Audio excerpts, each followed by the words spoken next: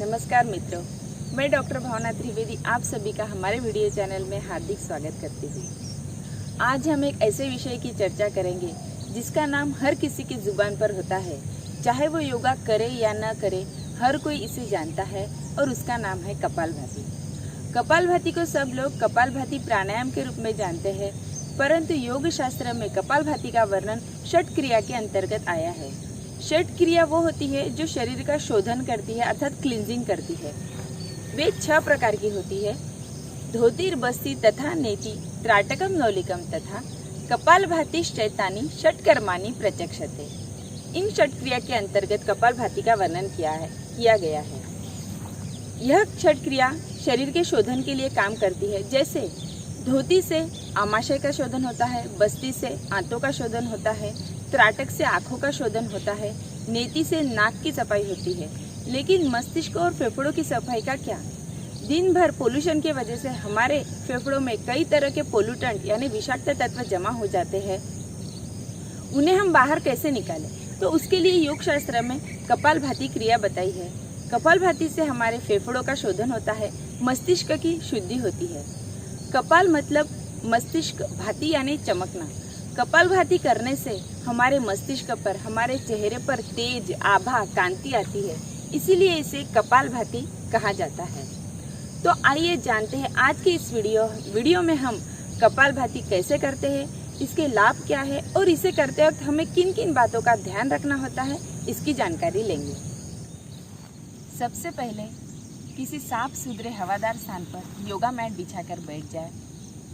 Comfort position में बैठे, सिर, गर्दन, मेरुदंड, कमर आदि को सीधा रखें। पूरे शरीर को शिथिल छोड़ें, पेट को भी ढीला छोड़ें। हाथों की आप 3 प्रकार की मुद्रा लगा सकते हो: वायु मुद्रा, ज्ञान मुद्रा या सूर्य मुद्रा। अगर आपके शरीर में फैट ज़्यादा है तो आप सूर्य मुद्रा लगाएं, मतलब अनामिका को अंगूठे के मूल में लगाएं।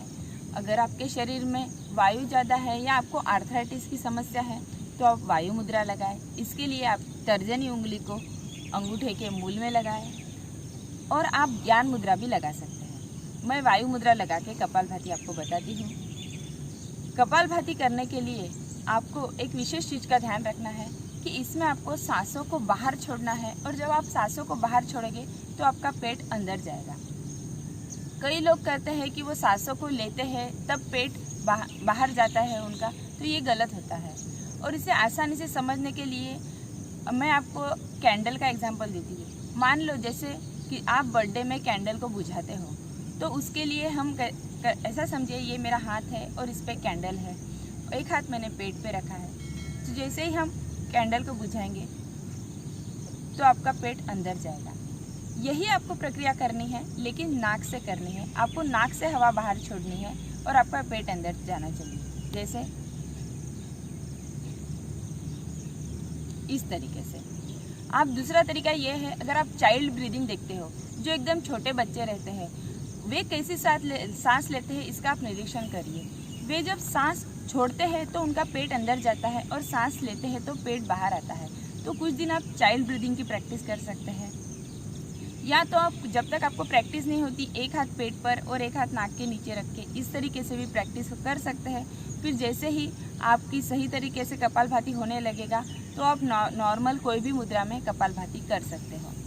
शुरुआत में आप दीवार का सहारा ले सकते हो अगर आपके कमर में ज़्यादा दर्द होता है।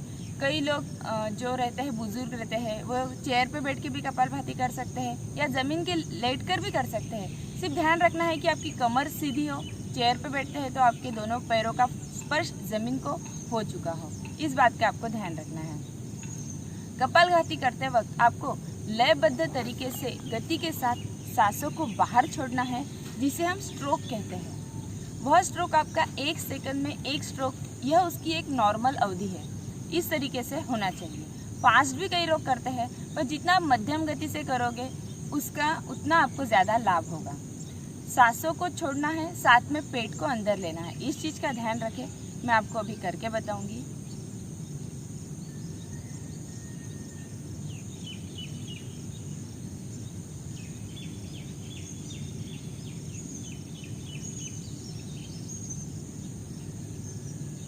इस तरीके से आपको करना है।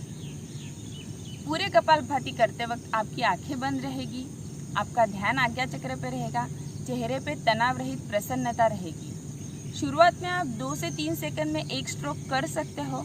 धीरे धीरे आपको इसकी अवधि बढ़ाकर 1 सेकंड में 1 स्ट्रोक करना है। 10 स्ट्रोक से शुरू करके आप धीरे धीरे प्रतिदिन स्ट्रोक की संख्या बढ़ाइए। फिर आप धीरे धीरे 50 से 100 स्ट्रोक भी 1 मिनट में कर सकते हो, यानी 5 से 7 मिनट 300 से 500 स्ट्रोक प्रतिदिन आप कर सकते हो। कई लोग कहते हैं कि कपालभाति में सिर्फ सांसों को छोड़ना होता है, लेना नहीं होता है, पर ऐसा नहीं होता है, क्योंकि अगर हम सांसों को लेंगे नहीं तो छोड़ेंगे कैसे। इसमें ध्यान रखने वाली बात यह है कि आपका पूरा ध्यान सांसों को बाहर छोड़ने में होना चाहिए। लेने की क्रिया अपने आप हो जाएगी, आप उसका टेंशन ना करें। सिर्फ आपका ध्यान आपको सांसों को बाहर छोड़ने में लगाना है। जैसे ही आप सांसों को बाहर छोड़ेंगे, पेट अंदर जाएगा, पेट को ढीला करेंगे, सांस अपने आप शरीर के अंदर जाएगी। तो अपना पूरा कंसंट्रेशन सांसों को बाहर छोड़ने में लगाएं। एक बार फिर से मैं आपको करके बताती हूँ।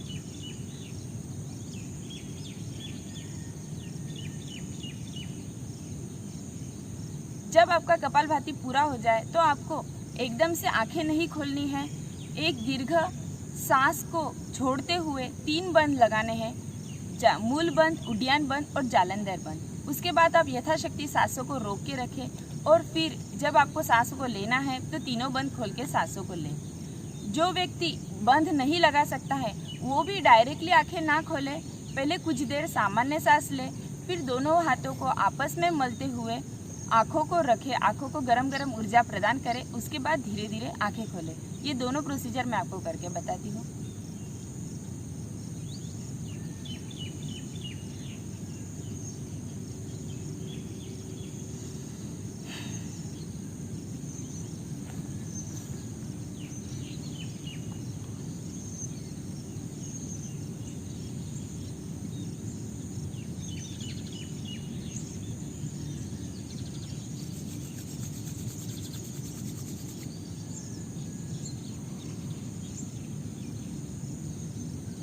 इस तरह से आँखों को ऊर्जा प्रदान करने के पश्चात आपको धीरे धीरे आँखों को खोलना है। तो इस तरह कपालभाति प्राणायाम किया जाता है। आइए अब हम जानते हैं कपालभाति करते वक्त हमें क्या सावधानी रखनी चाहिए। कपालभाति को हो सके तो खाली पेट करें। इसके लिए सबसे अच्छा समय सुबह का है और जब आपका पेट भी साफ हो चुका होता है। अगर किसी वजह से नहीं पॉसिबल है तो आप शाम में भी कपालभाति कर सकते हैं, लेकिन खाना खाने के 4 से 5 घंटे बाद आप कपालभाति करें। कपालभाति करते वक्त अपने कंधे बहुत उचकाते हैं या शरीर को बहुत हिलाते हैं। ऐसा आपको बिल्कुल भी नहीं करना है, ये पूरी तरह से गलत है। कपालभाति करते वक्त सिर्फ आपका पेट हिलेगा। कई लोग जैसे करते हैं कि इस तरह से ना करें, आपका सिर्फ पेट हिलना चाहिए। जैसे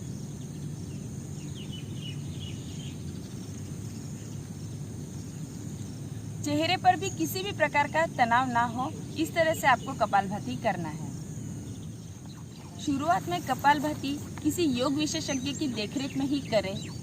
पित्त प्रकृति के व्यक्ति या जिन्हें एसिडिटी की शिकायत रहती हो, इसके अलावा हर्निया, अल्सर, गैस्ट्रिक अल्सर या हृदय रोगी जिनके हार्ट का ऑपरेशन हुआ हो, जिनको किडनी की सीवियर प्रॉब्लम हो, ऐसे लोगों को कपालभाति ना करें। प्रेगनेंसी में भी कपालभाति ना करें। कपालभाति की तासीर चूँकि गर्म होती है, इसीलिए इसे कम समय के लिए करें और मध्यम गति के साथ करें। कई बार किसी को कपालभाति करने से फोड़े फुंसियाँ होने की भी शिकायत रहती है। ऐसे वक्त वो कपालभाति को करना बंद कर दे या कम समय के लिए करें। कपालभाति करते हुए एक चीज़ का अवश्य ध्यान रखें कि कपालभाति के पश्चात आप उससे ज़्यादा समय के लिए अनुलोम विलोम प्राणायाम अवश्य करें, क्योंकि ये कपालभाति करने से आपके शरीर में गर्मी बढ़ जाएगी और अनुलोम विलोम प्राणायाम उसको संतुलित करेगा। ऐसे तो कपालभाति 1 सेकंड में 1 स्ट्रोक लगाते हैं, पर आप हृदय रोगी हैं तो डॉक्टर की सलाह से आप 2 से 3 सेकंड में 1 स्ट्रोक लगाएं और बलपूर्वक ना करें, सहजता से करें। फिर भी आपको कोई तकलीफ होती है तो इसे करना बंद कर दें। शुरुआत में आपको कपालभाति करते वक्त कमर दर्द की शिकायत हो सकती है, तो इसका टेंशन ना करें। कुछ देर के लिए रिलैक्स हो जाए फिर से करें या अगले दिन ट्राई करें। अगर आपकी कोई भी बड़ी सर्जरी और स्पेशली अगर एब्डोमिनल सर्जरी हुई है तो 6 महीने तक आप कपालभाति ना करें। कपालभाति करते वक्त 3 चीज़ों का अवश्य ध्यान रखें: सही गति, सही विधि और सही शक्ति। इसके साथ सीमित अवधि के लिए आप कपालभाति प्राणायाम करें। ध्यान रहे, क्वांटिटी से ज़्यादा क्वालिटी इम्पॉर्टेंट है। आप कम समय के लिए करो पर सही तरीके से कपालभाति करो। अगर हम ज़्यादा समय के लिए कपालभाति करते हैं तो ये हमारे शरीर में गर्मी को बढ़ाता है, जिससे हमारे इम्पोर्टेंट इंटरनल ऑर्गन्स जैसे किडनी, लीवर, हार्ट आदि डैमेज होने की संभावना रहती है। इसीलिए सही तरीका, सही समय आवश्यक है। कपालभाति हो या कोई भी प्राणायाम, इसका अंतिम ध्येय मानसिक शांति है। इसीलिए अगर आपको कपालभाति से कोई भी प्रॉब्लम हो रही है तो अच्छा होगा कि आप अनुलोम विलोम प्राणायाम या ओमकार या डीप ब्रीदिंग अधिक देर तक करें, जिससे आपको अधिक लाभ होगा। अब हम जानते हैं कपालभाति से होने वाले लाभ। जैसा कि मैंने पहले ही बताया कि कपालभाति से मस्तिष्क और फेफड़ों की शुद्धि होती है, तो हमारे शरीर के विषाक्त तत्व शरीर के बाहर निकल के शरीर के एक एक सेल्स तक ऑक्सीजन का सप्लाई कपालभाति करने से होता है। कपालभाति करने से वजन कम होने में और साथ में जिसका पेट बाहर आता है वो पेट अंदर जाने में भी मदद होती है। लेकिन इसका रिवर्स इफेक्ट भी हो सकता है, जैसे कि आप कपालभाति करना बंद कर दोगे तो कुछ समय में आपका वजन फिर से बढ़ने लग सकता है या पेट भी बाहर आ सकता है। इसीलिए शुरुआत से ही इसे लिमिटेड अवधि के साथ और निरंतरता के साथ रेगुलर कपालभाति करें। कपालभाति करने से हमारे डाइजेस्टिव ऑर्गन्स जैसे लीवर, स्टमक आदि का मसाज भी अच्छे से होता है। कब्ज, गैस जैसी समस्या से निजात पाने में आसानी होती है। कपालभाति से हमारे श्वास नलिका अच्छे से खुलती है, जिससे कफ विकारों में हमको राहत मिलती है। चेहरे की झुर्रियाँ, आंखों के नीचे का कालापन दूर करने के साथ साथ कपालभाति हमारे चेहरे पर निखार भी लाता है। पूरे शरीर में रक्त संचार अच्छे से होता है, जिससे हमारा कोलेस्ट्रॉल नियंत्रित रहने में कपालभाति करने से मदद मिलती है। कपालभाति करने से हमारे मस्तिष्क को ऑक्सीजन का सप्लाई होता है, जिससे हमारे मानसिक ऊर्जा का स्तर बढ़ता है। साथ ही संतुलित मात्रा में कपालभाति करने से हमारा नर्वस सिस्टम का संतुलन सही बना रहता है, जिससे हमारी याददाश्त मजबूत होने में मदद मिलती है। हमारी तनाव स्ट्रेस कम होता है, फोकस बढ़ता है, जिससे हमारी एकाग्रता बढ़ने में मदद मिलती है। अगर हम आध्यात्मिक दृष्टि से देखें तो कपालभाति करने से ईड़ा पिंगला नाड़ियों का संतुलन बना रहता है, जिससे कुंडलिनी शक्ति जागृत होने में भी मदद मिलती है। कपालभाति करने से आपके सिर के बालों से लेके पैर के नाखून तक पूरे शरीर में इसका लाभ होता है, बशर्ते आप इसे सही तरीके से, सही समय के साथ, सही गति के साथ और अपने प्रकृति के हिसाब से करें। तो यह थी कपालभाति की जानकारी, इसे करने की विधि, इसे होने वाले लाभ और इसे करते वक्त हमें क्या सावधानी रखनी चाहिए। आशा करती हूँ यह जानकारी आपको उपयोगी लगी हो, तो इसे अपने मित्र परिवार के साथ ज़रूर शेयर करें। स्वास्थ्य से जुड़ी हर जानकारी सरल हिंदी भाषा में पढ़ने के लिए आप हमारी वेबसाइट www.nirogikaya.com पे अवश्य विजिट करें। एसएसआर मेमोरियल ट्रस्ट के डायरेक्टर एवं दादरा नगर हवेली के लोकप्रिय सांसद श्री मोहन डेलकर जी का हम आभार व्यक्त करते हैं कि उन्होंने इस मनोरम्य कैंपस में हमें वीडियो निकालने की अनुमति दी। साथ ही आप सबसे अनुरोध है कि नियमित रूप से योग करते रहे, स्वस्थ रहे, मस्त रहे। इन्हीं शुभकामनाओं के साथ धन्यवाद।